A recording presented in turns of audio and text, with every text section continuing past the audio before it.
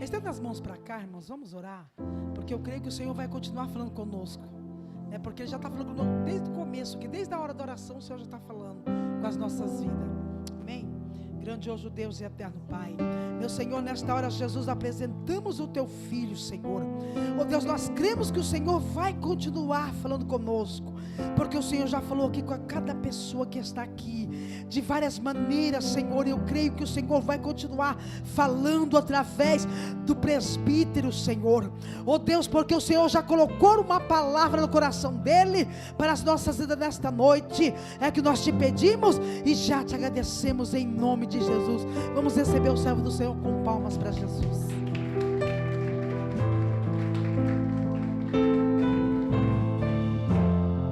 Cumprimenta a igreja na paz do Senhor. Hoje é uma noite especial. Hoje é uma noite de cura. Se você não está ligado no culto, Deus está falando desde o início. Então abram a Bíblia de vocês comigo no livro de Marcos. Livro de Marcos, no capítulo 5.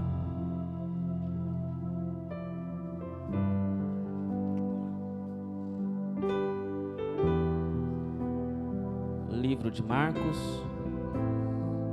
capítulo 5, versículo 22, que diz assim: Eis que chegou a ele um dos principais da sinagoga, chamado Jairo, e vendo-o, prostou-se aos seus pés. Verso 33. Então a mulher, que sabia o que lhe tinha acontecido, temendo e tremendo, aproximou-se e prostrou-se diante dele, e disse toda a verdade. E ele lhe disse: Filha, a tua fé te salvou. Vai-te em paz e ser curada deste mal. Até aí, pode se assentar. O texto ao qual nós lemos está inserido no Evangelho segundo escreveu Marcos. O Evangelho de Marcos é um livro, é uma carta, é uma recomendação que foi escrita aos romanos, e nele Jesus é apresentado como servo. No entanto, não existe nenhum outro livro na Bíblia, nenhum outro evangelho em que a autoridade de Jesus ela é tão notória como no evangelho do servo, como no evangelho de Marcos. E parece até um paradoxo, um servo que tinha autoridade, um servo que tinha autoridade. Parece que as pessoas que aprenderam a servir são as mais preparadas para exercer autoridade. As pessoas que aprenderam a servir são as mais preparadas para exercer autoridade. E no capítulo 1 do Evangelho segundo escreveu Marcos, Jesus, ele tem autoridade sobre as águas. No capítulo 2, Jesus, ele tem autoridade para perdoar pecados. No capítulo 3, Jesus, ele tem autoridade sobre o sábado. No capítulo 4, Jesus, ele tem autoridade sobre as forças da natureza. Ele manda e o vento e o mar lhe obedecem. No capítulo 6, Jesus ele tem autoridade sobre as leis da física. Ele anda sobre as águas, ele multiplica 5 pães e 2 peixes e alimenta uma multidão de mais de 5.000 pessoas. E no capítulo 5, ao qual nós lemos, Jesus ele tem uma tríplice autoridade. Aqui Jesus ele vai triunfar sobre 3 inimigos: os demônios, a enfermidade e a morte. Os demônios, a enfermidade e a morte. O que me chama a atenção nesse texto é que esse milagre duplo que Jesus, ele opera no capítulo 5, porque esse milagre que Jesus opera da mulher do fluxo de sangue, ele operou quando ele estava indo para realizar um outro milagre. Jesus opera um milagre quando está indo realizar um milagre. E Jesus é assim. Ele não espera chegar no lugar para curar. Ele já cura no meio do caminho. Ele já vai curando no meio do caminho. E o crente que vem para o culto, ele também tem que estar ligado. Ele também é assim. Ele não espera chegar no culto para ser cheio. Ele já tem que se encher no meio do caminho.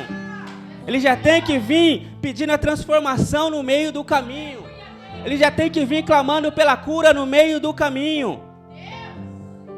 Jesus realiza um milagre enquanto está indo realizar um milagre. E esse milagre que Jesus realiza, que Jesus opera, ele é precedido por um único milagre que ele operou e que teve um resultado negativo. E esse milagre que Jesus opera e que teve um resultado negativo foi a cura do endemoniado de Gadara, o gadareno. Você conhece a história. Jesus cura, Jesus liberta aquele homem de seus demônios e os gadarenos expulsam Jesus daquele lugar, expulsam Jesus daquela cidade. Por quê? Porque para os habitantes de Gadara, 2.000 porcos valiam mais do que uma alma. Para os habitantes de Gadara, uma alma era menos importante do que 2.000 porcos.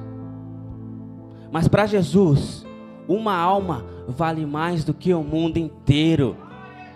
Para Jesus, não me importa nada, somente uma alma, uma vida salva, para ele já valeu o mundo inteiro. Expulsaram Jesus de Gadara. E eu te pergunto, e o que Jesus fez quando o expulsaram daquele lugar? Ele simplesmente entrou no barco e saiu de lá. E eu aprendo que eu não devo permanecer aonde a minha presença não é celebrada. Tem lugares que já não te cabe mais. Tem lugares que as pessoas estão te rejeitando, mas você insiste em estar. Você insiste em permanecer. Se Gadara não te quer mais, sobe no barco, atravessa, vai para Cafarnaum, porque lá tem alguém te esperando. Lá tem alguém te esperando. Sempre haverá uma Cafarnaum para alguém que foi rejeitado. Sempre haverá uma Cafarnaum para um obreiro que foi rejeitado. Se Gadara não te quer, saia daquele lugar, atravessa as águas e desembarque em Cafarnaum. E ao desembarcar em Cafarnaum, Jesus é recebido por uma multidão. Uma multidão estava esperando Jesus do outro lado. E quando Jesus chega, a sua chegada é celebrada. Só que no meio dessa multidão, há 2 pessoas que se destacam. E o que mais me chama a atenção é a diferença gritante entre essas 2 pessoas. Um era homem, o outro uma mulher. Um era pai de uma menina de 12 anos. O outro sofria a enfermidade há 12 anos. Um era pai, outra não podia ser mãe. Um tinha nome, Jairo. O outro era um anônimo, desconhecido por todos, apenas citado como uma mulher. Um era rico, o outro era pobre. Um era são, o outro estava enfermo. Um veio buscar um milagre para alguém, o outro veio buscar um milagre para si próprio. Um era o principal da sinagoga, a outra estava excluída da sinagoga, estava excluída da sociedade. Um queria que Jesus tocasse a sua filha, a outra queria apenas tocar em Jesus. Um era famoso e conhecido, o outro anônimo, desconhecido.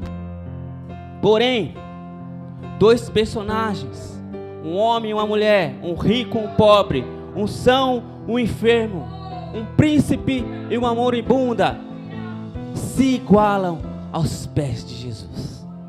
Porque nos pés de Jesus não tem homem, não tem mulher, não tem rico, não tem pobre, não tem grande, não tem pequeno. Aos pés de Jesus, todos nós somos iguais. Se existe um lugar aonde todo mundo vai quando o negócio aperta, quando a situação fica difícil, quando o negócio se complica, é aos pés do Senhor. Todos vão aos pés do Senhor. Não importa a maneira, mas todos chegam aos seus pés.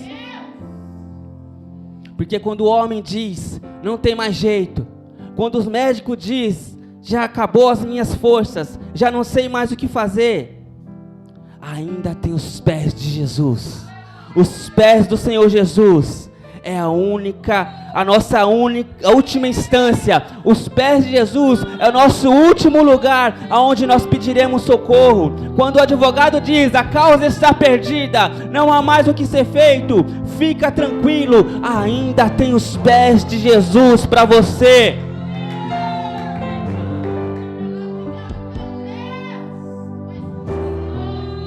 Os pés de Jesus é o único lugar onde todos são nivelados.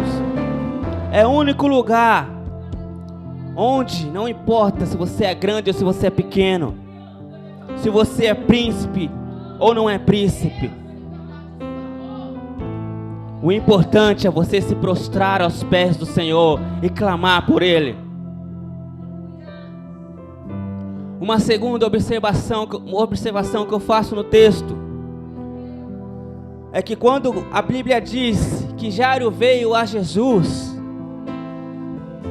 ela só diz que Jairo veio a Jesus.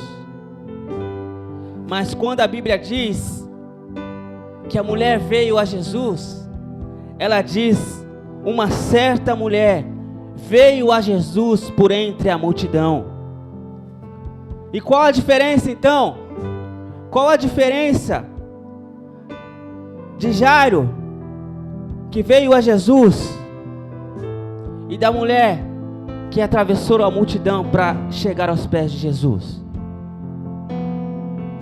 A diferença é que Jairo veio entre a multidão e a mulher veio por entre a multidão. A impressão que eu tenho é que quando Jairo chegou, quando Jairo se aproximou, aquela multidão, ela abriu o caminho. Aquela multidão, ela abriu o caminho para Jairo passar. Aquela multidão, só faltou colocar um tapete vermelho para que Jairo passasse e chegasse até Jesus. Afinal de contas, Jairo era rico. Jairo era um homem importante. Jairo era um príncipe da sinagoga. Era um homem famoso. Então deixem Jairo passar. Abram um caminho para Jairo passar.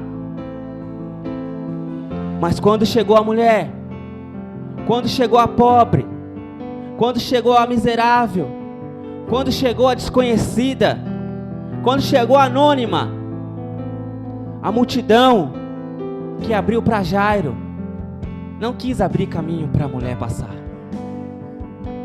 E eu te pergunto, o que ela fez?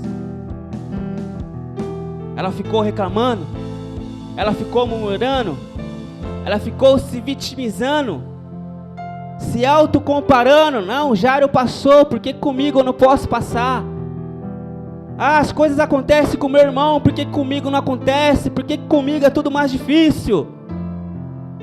Ela não ficou reclamando. Ela rompeu a multidão e também chegou aos pés de Jesus. E há dois tipos de crentes dentro da igreja: os que vêm do jeito fácil e os que vêm do jeito difícil.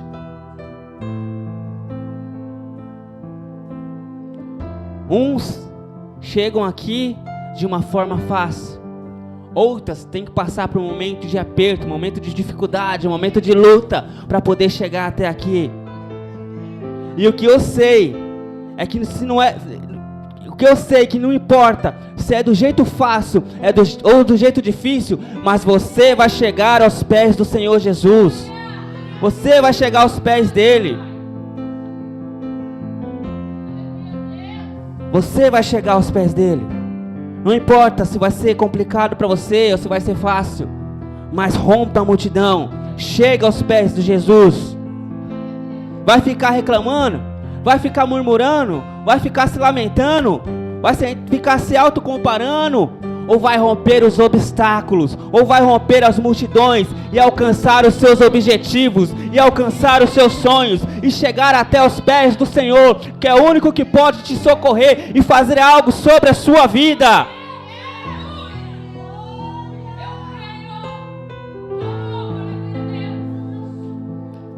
E o que é mais interessante, e aqui eu vou fazer uma ilustração. A mulher vai chegar aos pés de Jesus, e nos pés de Jesus, ali próximo está Jairo.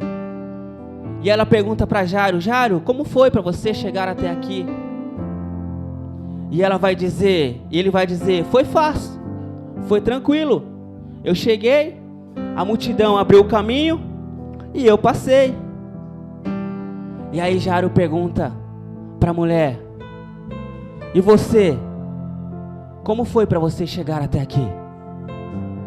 E ela vai dizer: foi com lágrimas, foi com madrugadas de joelhos, foi com oração, foi com vigília, foi com jejum, foi com quedas, foi com sofrimento, foi com dores, mas eu também cheguei aos pés de Jesus.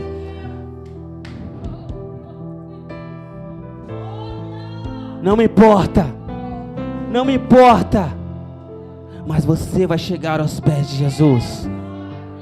Quem chega fácil não tem história, mas quem chega difícil tem marcas, tem dores, tem testemunho para contar.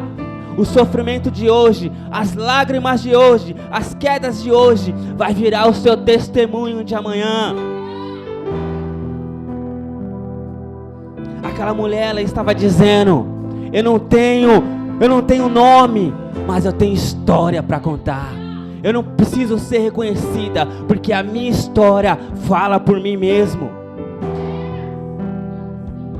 Porque o importante não é o nome, o importante não é o seu cargo, o importante não é a sua função, mas o importante é a sua história. Será que você pode dizer para alguém que está do seu lado: você chegou do jeito fácil ou do jeito difícil? Você chegou do jeito fácil ou difícil? Foi com lágrimas? Foi com lutas?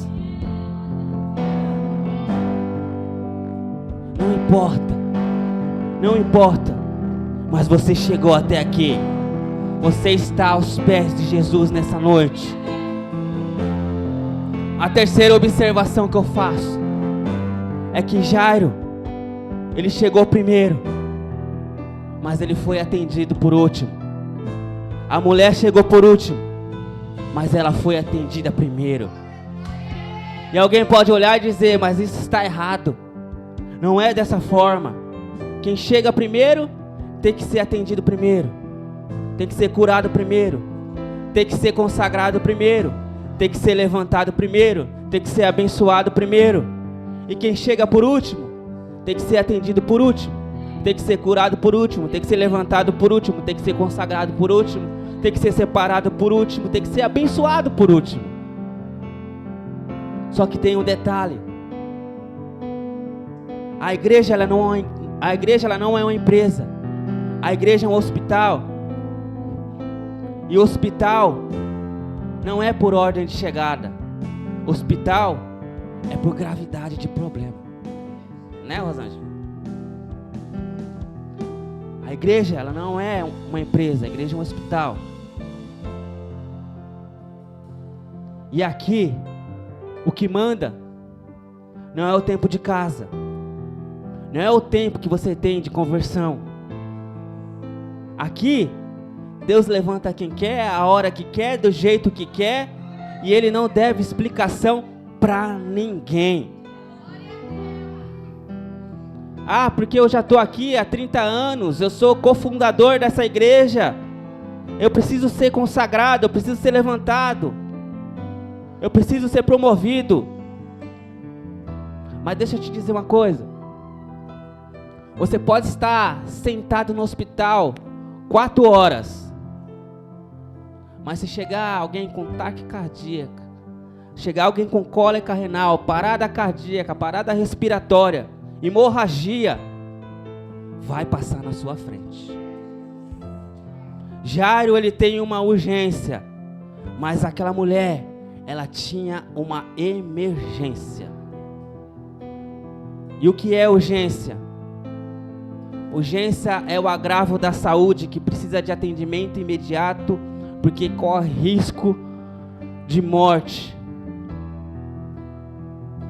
Só que a emergência, e segura essa, é o agravo da saúde e precisa de atendimento imediato, porque além de causar dor insuportável, ela também corre risco de morte iminente. Talvez hoje eu esteja aqui pregando por alguém que tem uma urgência, mas também talvez eu esteja pregando aqui para alguém que tenha uma emergência. E você entrou aqui dizendo: Senhor, eu não aguento mais essa situação, eu não aguento mais essa dor, eu não aguento mais esse problema, eu não aguento mais essa crise, é meu último culto, se o Senhor falar comigo, eu não sei mais o que fazer. Labassuri, canta lá, labassuri, lá. Deus te está te dando uma senha de prioridade nessa noite.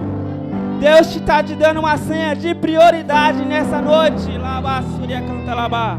O doutor Emanuel, o Jesus de Nazaré, está te chamando a sua senha, dizendo: venha, filho, venha, filha. Recebe agora a sua senha. Recebe agora a cura para o seu problema. Recebe agora a cura para a sua situação. Jesus está aqui.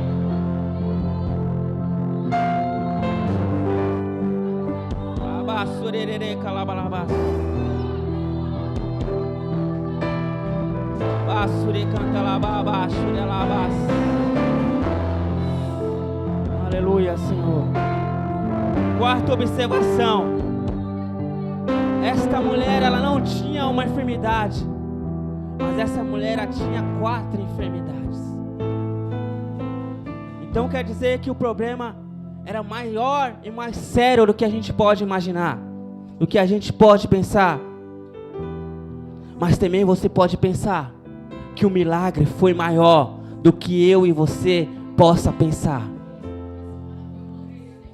E a primeira enfermidade daquela mulher, a primeira enfermidade que aquela mulher tinha, era uma enfermidade física, um fluxo de sangue descontrolado, uma doença feminina. A segunda enfermidade, uma enfermidade psicológica. Ela estava há 12 anos ouvindo dos médicos: não tem cura, não tem cura, não tem cura. E a Bíblia diz que a esperança adiada, ela adoece o coração. Uma pessoa, ela pode viver com câncer 10 anos, sem saber de nada. O dia que ela descobre, a doença avança, e ela começa a dizer: eu vou morrer, eu vou morrer, eu vou morrer.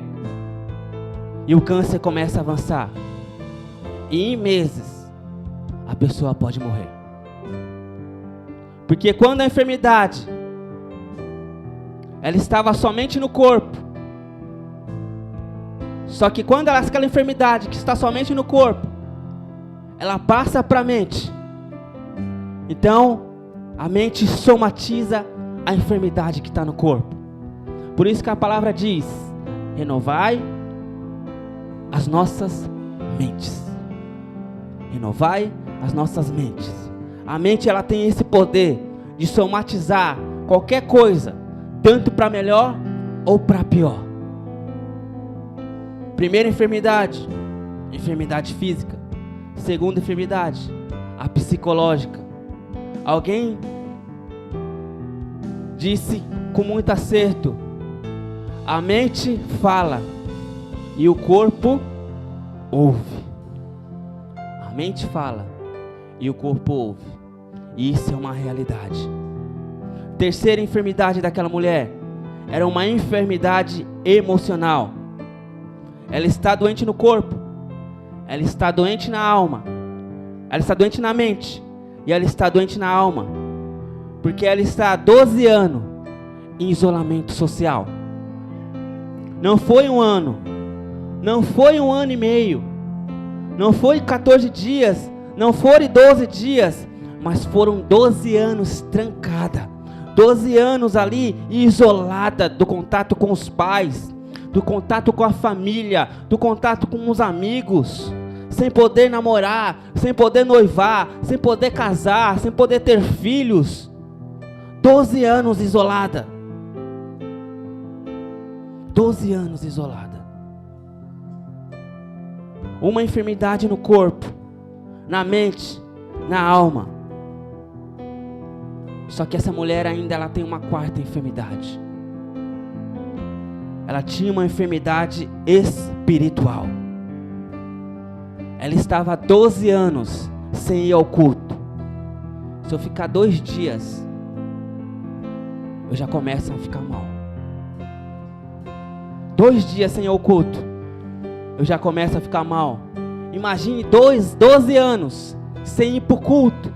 E naquela época não tinha live, não tinha internet, não tinha culto online. 12 anos, porque a lei a proibia de ir ao culto. A lei a proibia até de entrar na cidade. 12 anos, sem ouvir os hinos da harpa, sem ouvir um coral, sem aparecer no culto de quinta profética. 12 anos sem ir numa tarde da bênção. 12 anos sem ir no culto forte de segunda-feira. 12 anos sem participar de um culto de ceia. 12 anos sem ouvir um salmo. 12 anos sem ouvir um versículo da Bíblia. 12 anos isolada. Então essa mulher ela está doente no corpo, ela está doente na mente, ela está doente na alma e ela está doente no espírito. Mas porém um dia ela ouviu falar de Jesus. E quando ela ouviu ela falar de Jesus, ali naquele momento ela recebe a sua primeira cura. Qual? Quando ela ouviu falar de Jesus, ela recebeu a cura na sua mente. Aquela que passara 12 anos dizendo: eu vou morrer, eu vou morrer, eu vou morrer. Não tem cura, não tem cura, não tem cura. Quando ela ouviu falar de Jesus, ela começou a dizer para si mesma: se eu apenas te tocar, se eu apenas te tocar, se eu apenas tocar na orla do seu manto, eu serei curada, eu serei sarada, eu serei curada, eu serei sarada. A cura daquela mulher, ela começou na sua mente. A Bíblia diz em Provérbios: como imaginas no coração, assim será, assim será. E o texto não disse que ela disse, o texto diz que ela dizia. Disse é dizer uma vez só, dizia é ficar repetindo várias vezes. Se eu tocar, se eu tocar, se eu tocar, se eu tocar, se eu tocar, labassúria canta labassúria labas. Se eu tocar, porque foram 12 anos ouvindo que não tinha cura, 12 anos ouvindo não tem jeito, 12 anos, 12 anos. E cada vez que ela ouvia, não tem cura, ela repetiu: se eu tocar, se eu tocar, se eu tocar, eu serei curada, eu serei sarada. E eu vim dizer para você nessa noite: o seu milagre começa na sua mente. O seu milagre começa na sua mente. A sua vitória começa na sua mente. A sua cura começa na sua mente. A salvação da sua família começa na sua mente. A solução daquele problema começa na sua mente. O que você tem pensado? Aquela porta vai se abrir. O anel vai ser colocado no seu dedo. Mas primeiro vai acontecer na sua mente. Primeiro vai acontecer na sua mente. Receba a cura da sua mente aí agora. Receba a cura da sua mente aí agora. Saia daqui dizendo: eu estou curado. Saia daqui dizendo: eu estou curada. Eu estou sarado. Eu estou sarada. Eu estou restaurada. Eu sou abençoada. Saia daqui com posse da sua vitória. Saia daqui dizendo: se eu apenas te tocar, se eu apenas te tocar. Vai mentalizando aí agora. Jesus está aqui. E sabe o que é tremendo? É que ela pensou tanto: se eu tocar, eu serei curada. Que não é que quando ela tocou, aquele sangue estancou. O sujeito está doente e o médico dá um placebo. Todo mundo aqui sabe o que é placebo, amém? O médico dá um placebo para ela e diz: toma que você vai ficar bom. Toma que você vai ser curado. E a pessoa toma e ela diz: não é que me curou mesmo? Não é que eu fiquei bom? Ela pensou tanto: se eu tocar, que quando ela tocou, aquele sangue estancou. Só que tem um detalhe: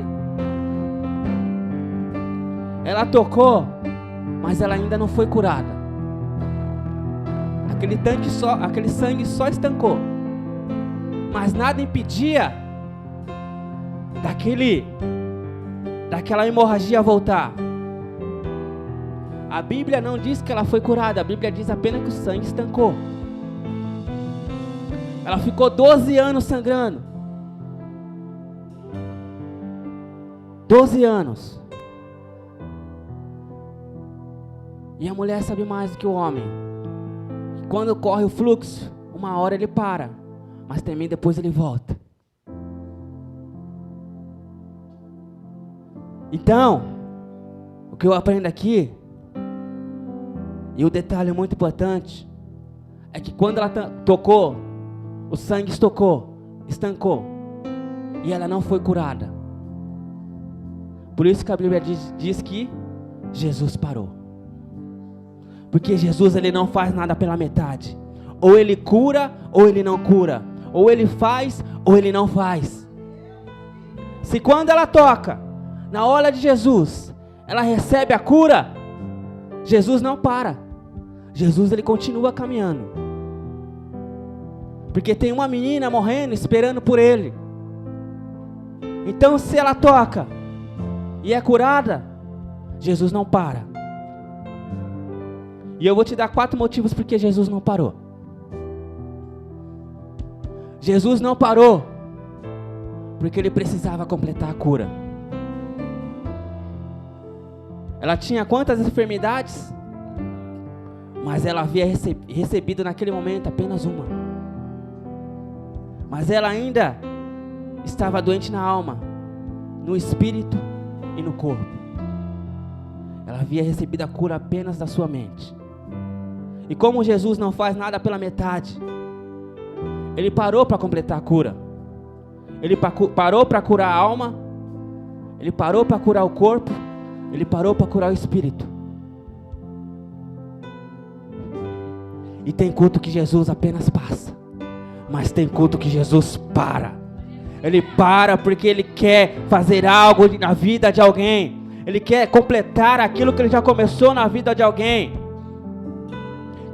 Quem crê que Jesus parou aqui nessa noite, que vai fazer algo extraordinário na sua vida, A obra que Ele começou, Ele vai terminar. A obra que Ele começou, Ele vai completar. Ele vai completar.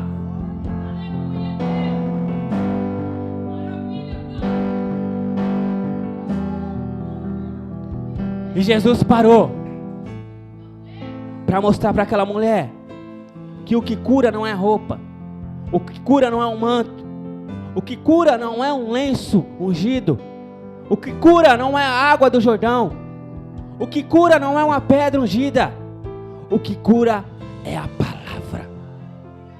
Não foi a roupa, não foi a roupa de Jesus que curou aquela mulher, mas a palavra. Não é o óleo ungido, mas é a palavra. Não é o lenço, é a palavra.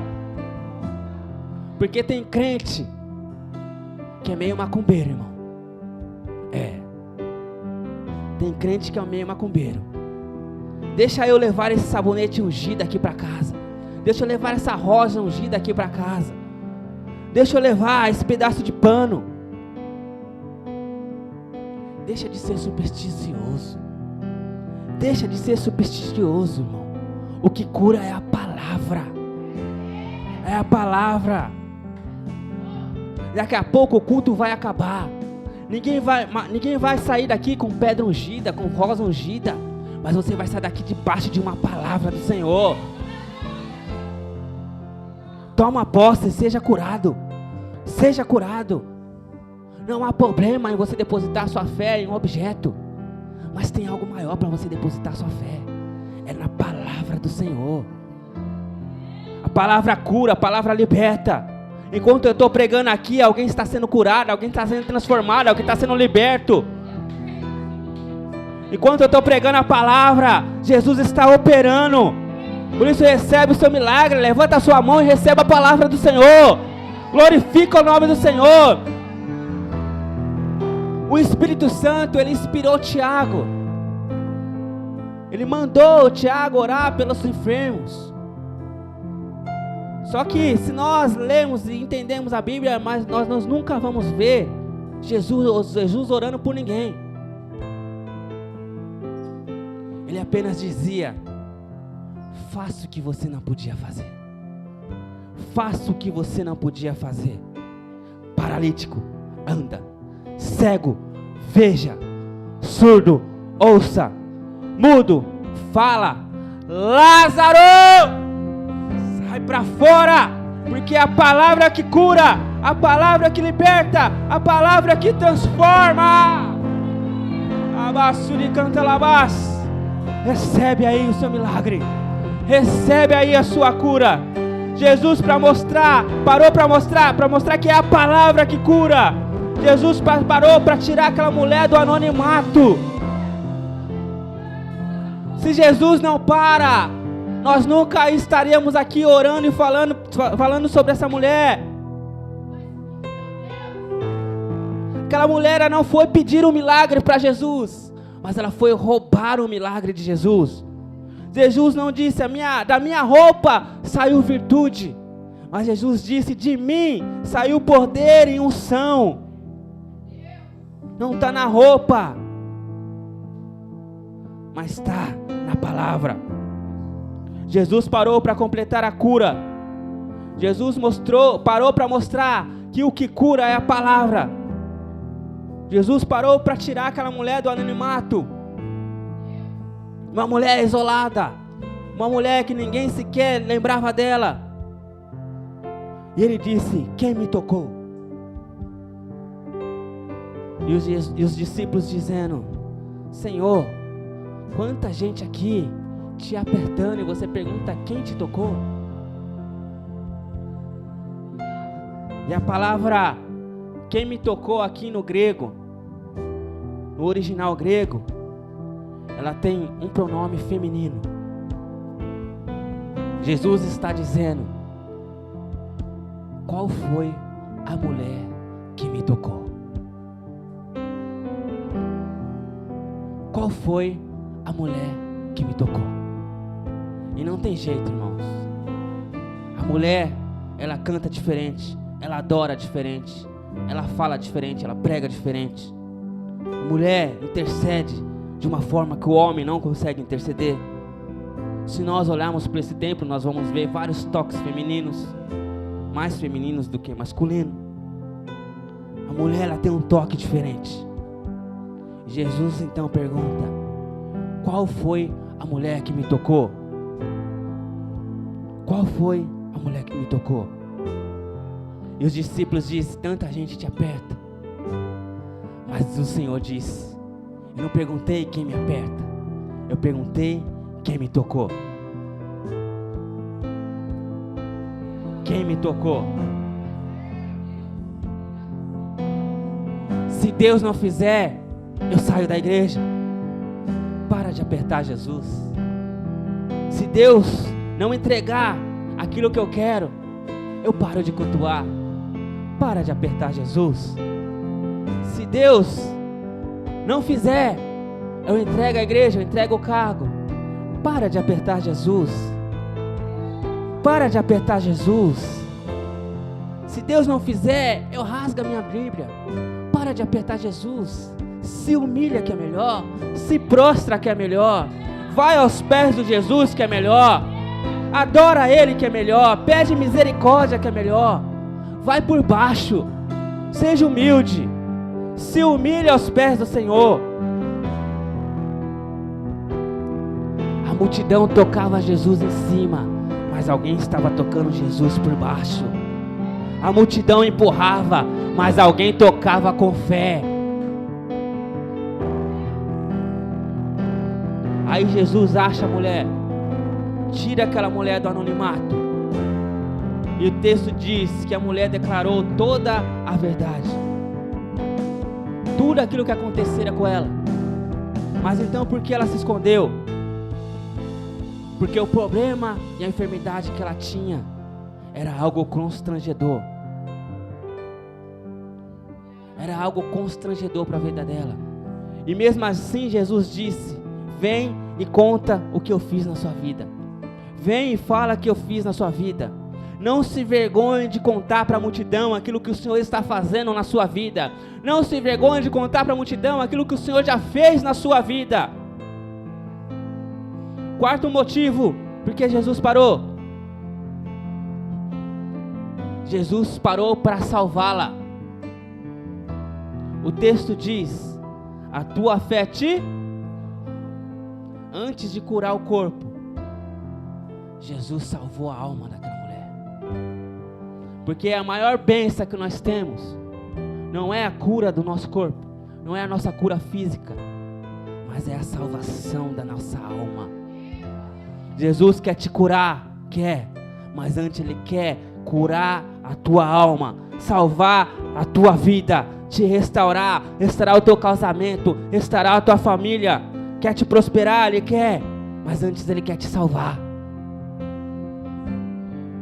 Tem muita gente orando, pedindo: Deus, salva o meu filho, salva a minha família, enquanto está se perdendo. Jesus hoje Ele quer te salvar. Jesus curou quantos leprosos? Quantos voltaram? E Jesus disse para aquele que voltou: a tua fé te salvou. Quantos foram curados? 10. Quantos foram salvos? Os 9 foram curados, mas não foram salvos. Mas um foi salvo e foi curado. Todo culto tem os dois grupos: os que vêm para ser salvo e os que vêm para ser curado. Todo culto tem os que vêm para ser curado e os que vêm para ser salvo. Mas em nem todo culto o curado é salvo, mas em todo culto o salvo é curado. O salvo é liberto, o salvo é transformado. Porque todo salvo é abençoado, todo salvo é liberto. Jesus, Ele quer te salvar. Jesus, Ele parou para completar a obra na vida daquela mulher. Ele parou para tirar aquela mulher do anonimato. Ele parou para mostrar que a cura está na palavra. mulher, a tua fé te salvou. Mas essa mulher, ela tem uma fé fraca. Essa mulher, ela tem uma fé tímida. Essa mulher, ela tem uma fé supersticiosa, porque ela diz: se eu apenas tocar na roupa, no seu manto, é o suficiente. Mas a fé dela, mesmo sendo fraca, mesmo sendo tímida, mesmo sendo supersticiosa, a fé dela a salvou. Eu não sei como está a sua fé hoje, se ela está fraca, se ela está tímida, ou se ela é supersticiosa, mas eu vim para te dizer, a sua fé é o suficiente para você ser salva pelo Senhor hoje. Para você ser salva pelo Senhor hoje. Você tem fé? Não importa o tamanho da sua fé, o Senhor quer fazer algo sobrenatural na sua vida. Ainda faltava a cura da alma, a cura no espírito, a cura no corpo.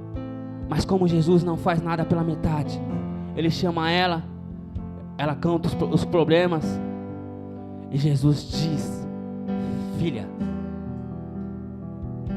Jesus diz para ela: filha, e você não entendeu.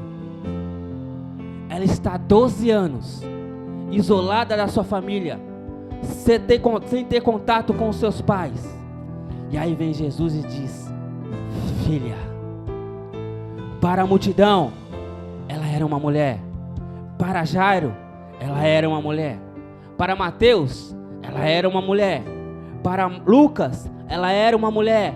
Para Marcos, ela era uma mulher. Mas para Jesus, ela não era uma mulher, ela era filha. Quando Jesus disse para ela: filha, Jesus curou a sua alma. Jesus está curando corações aqui nessa noite.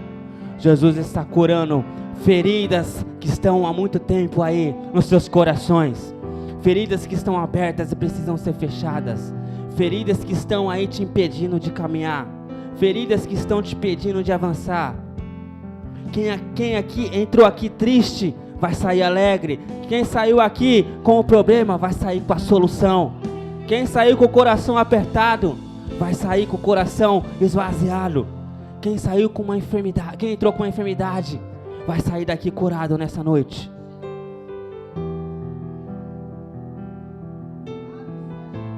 Doenças emocionais estão sendo curadas aqui. O Senhor está agindo aqui nessa noite. Filha, a tua fé te salvou. Vai-te em paz. Curou o espírito. Curou o espírito. Ela estava há 12 anos oprimida por demônios. Ela está há 12 anos oprimida por setas malignas. Uma doença demoníaca de fora para dentro. Não é uma possessão. Possessão é de dentro para fora, mas a opressão é de fora para dentro. E Jesus diz para ela: vai-te em paz. Tormentos nunca mais, insônias nunca mais, Rivotril nunca mais. Você nunca mais vai tomar remédio para você dormir. Nunca mais você vai tomar remédio para você dormir. Nunca mais, porque o Senhor está curando a sua vida hoje. Jesus Cristo de Nazaré, Ele vai deitar com você quando você estiver com insônia. Ele vai te fazer descansar, Ele vai te fazer dormir, Ele vai curar a sua alma. Vai-te em paz. Curou a mente, curou a alma e curou o espírito. Mas só faltava uma cura: o corpo. E por que Jesus deixou o corpo por último? Porque na composição do homem, o corpo é o que menos vale. Primeiro Ele curou a alma, depois Ele curou o espírito, mas por último, Ele disse para aquele fluxo de sangue descontrolado: nunca mais. Seja curada, seja curada, seja curada, seja curada. Vai e seja curada desse mal. E aquela enfermidade no corpo nunca tempo de cura, é tempo de restauração, é tempo de cura no corpo, é tempo de cura na alma, é tempo de cura no espírito.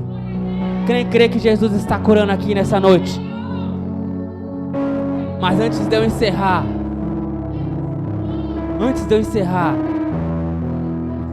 deixa eu terminar o contexto dessa história e ressuscitar a menina, porque muitas pessoas pregam sobre a mulher do fluxo de sangue e esquecem de terminar o contexto, porque o contexto da história é a ressurreição dessa menina. E eu não posso sair daqui dessa noite sem ressuscitar essa menina. A tua filha já morreu, disseram alguns homens para Jairo. Deixe o mestre em paz.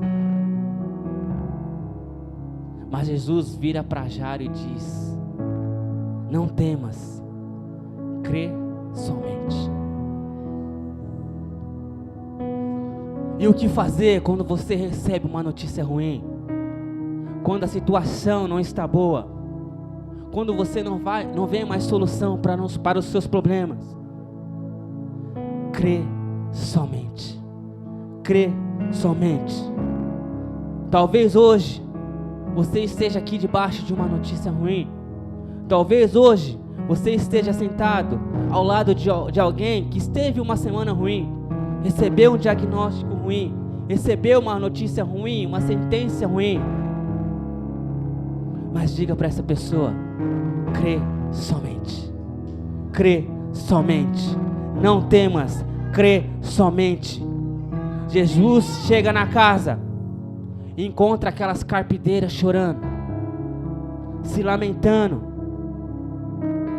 E Jesus diz: a menina não está morta, ela apenas dorme. E aquelas carpideiras então começaram a rir. Mas elas não estavam chorando, porque agora elas começam a rir? Porque o choro era fingido. As carpideiras eram pagas para chorar nos velórios e nos enterros. O choro é fingido. Então Jesus pega e manda aquelas carpideiras saírem daquele lugar. E por que Jesus manda aquelas carpideiras saírem? Porque o falso Jesus manda sair, o fingido Jesus manda sair. Só ficou Pedro, Tiago e João.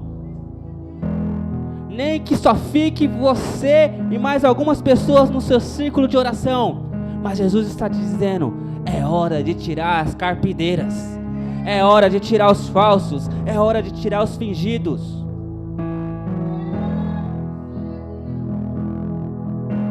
Jesus manda aquelas carpideiras saírem, porque no meio dele ele só queria aqueles que eram verdadeiros, só queriam os verdadeiros adoradores. E Jesus disse para aquela mulher: Talita cumi, menina, levanta. Talita cumi era o que Jairo dizia toda manhã para aquela menina. Talita cumi. Era o que a mãe dizia, Talita cumi. Era o que o tio dizia quando ia visitar, Talita cumi. Era o que o médico falava quando ele ia visitar aquela menina, Talita cumi. Mas nada acontecia. E quando Jesus chega e diz, Talita cumi, que quer dizer: menina, eu te ordeno, levanta-te. Levanta-te. Aquela menina, imediatamente ela levantou. E por que aquela menina só levantou quando Jesus chegou?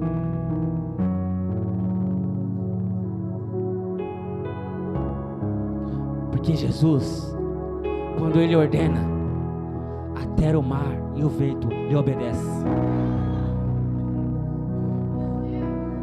Jesus, Ele tem poder sobre todas as coisas.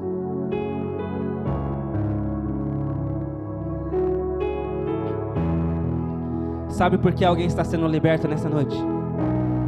Sabe por que alguém está sendo liberto nessa noite? Sabe por que os milagres estão acontecendo? Porque Jesus está dando uma ordem aos espíritos de enfermidade. Jesus, Ele triunfou sobre a morte. Jesus, Ele triunfou sobre o mar, sobre os ventos.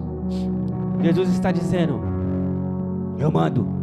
E quando Jesus manda, quando Jesus ordena, nada pode impedir o seu agir. Nada pode impedir o seu agir. E Jesus está dando uma ordem na tua casa agora.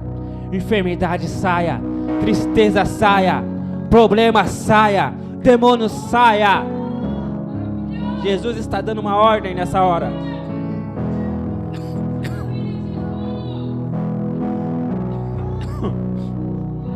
O interessante aqui, quando Jesus disse para aquela menina Talita Cumi, ela se levantou.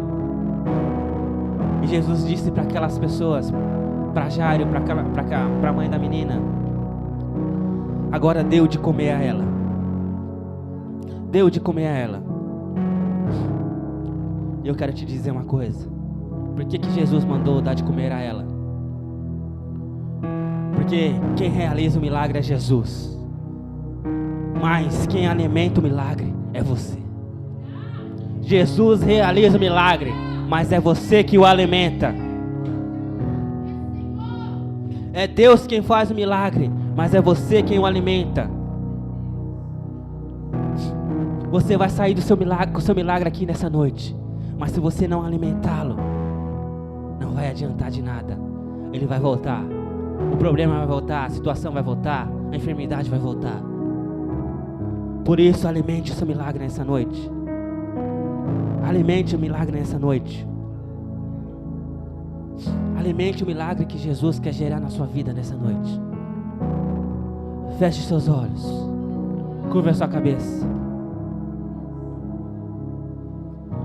Aquela mulher, para receber o seu milagre, ela teve que sair, romper a multidão e chegar até os pés de Jesus, e chegar até a orla de Jesus. E Jesus está dizendo para ti nessa noite: se você tem uma enfermidade, saia do teu lugar e venha até aqui à frente. Faça como aquela mulher do fluxo de sangue. Tome uma posição, rompe a multidão. Venha até aqui à frente, que Jesus quer fazer um milagre na sua vida. Não saia daqui sem o seu milagre. Talvez o seu milagre não seja no corpo, talvez o seu milagre seja na alma, seja no físico. Venha até aqui à frente, que Jesus quer curar a sua vida nessa noite.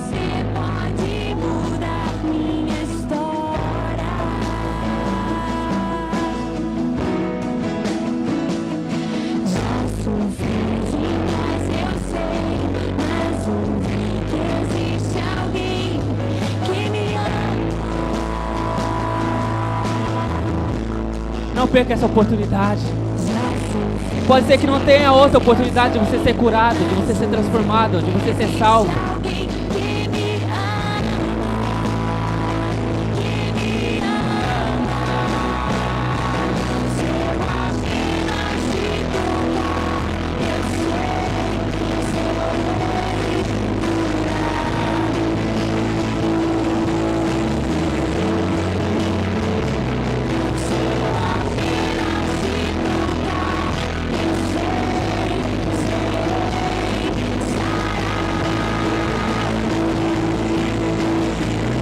Jesus sabe que você está aqui e você precisa de uma cura.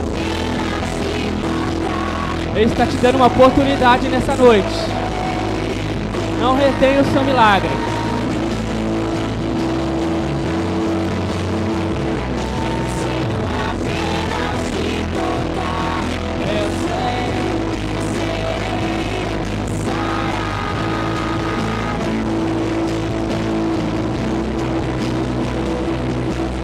Senhor, em nome de Jesus eu te peço, ó Pai. Ah, Pai, quantas vidas aqui precisando de uma cura no físico, na alma, no espírito. Quantas pessoas aqui com familiares doentes, familiares precisando de restauração, familiares com uma enfermidade que aos olhos humanos não tem cura. Aos olhos dos humanos não tem mais solução, não tem mais jeito, Senhor. Por isso eu te peço nessa hora, ó Pai, invada as casas, invada os lares nessa noite, ó Pai.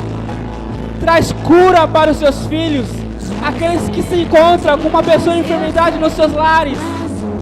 Vai tocando nessa hora. Vai invadindo nessa hora.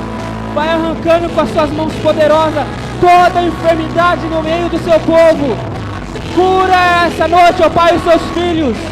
Cura essa noite, ó Pai, os nossos familiares. Cura aqueles que estão enfermos, ó Pai, nos hospitais. Cura aqueles que estão enfermos, ó Pai, nas nossas famílias. Cura, Senhor. Transforma, Senhor. Leva a salvação para aqueles que estão se perdendo. Alabassure, canta alabassure, alabassure. Cura, Pai, nessa noite. Cura. Apenas um toque, Senhor. Apenas um toque. Para que a cura seja completa em nossas vidas. Aleluia, Pai.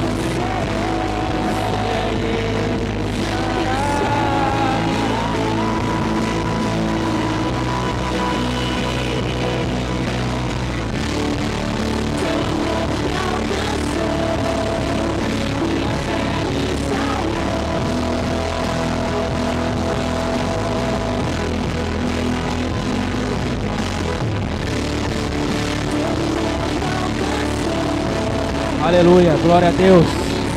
Você pode aplaudir ao nome do Senhor? O Deus que cura, que transforma, que liberta nessa noite. Aleluia, Senhor. Aleluia, ó Pai. Obrigado, ó Pai. Obrigado, ó Pai, pela tua palavra de cura, Pai, sobre as nossas vidas nessa noite. Amém?